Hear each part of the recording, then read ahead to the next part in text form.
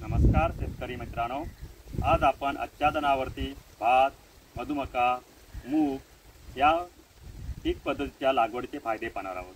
तर मित्रांनो, कोकणामध्ये भात शेती प्रामुख्याने पुनर्लागण पद्धतीने केली जाते। या पद्धतीमध्ये रोपवाटिका तयार करणे, नंतर चिकलणी करून रोपांची लागण करणे याकरता फार मोठ्या प्रमाणावर मजूर लागतात। परंतु दिवसेंदिवस मजुरांची होत असलेली कमतरता, वाढते मजुरीचे दर यामुळे भात शेती आपल्याला परवडत नाही।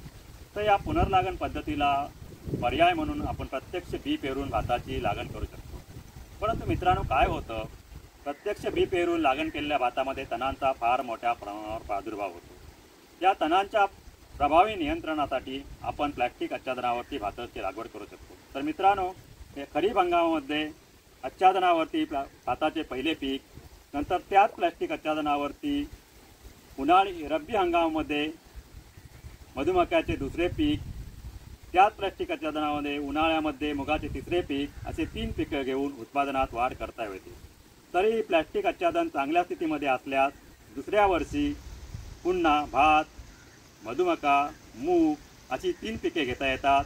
म्हणजेच एकाच प्लॅस्टिक आच्छादनावरती एकूण 6 पिके घेतल्यामुळे आर्थिक फायदाही चांगला होतो। तर मित्रांनो, या पद्धतीचे फायदे अनेक आहेत, ते आपण पाहू।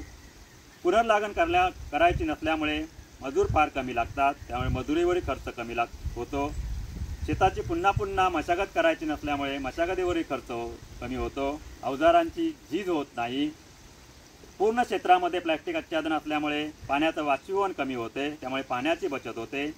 तसेच पूर्ण क्षेत्र आच्छादित केले असल्यामुळे जमिनीची धूप कमी होते, पिकाची वाढ जोमाने होते, उत्पादनात वाढ होते, तणांचा प्रादुर्भाव कमी होत असल्यामुळे मजुरी खर्च कमी होतो।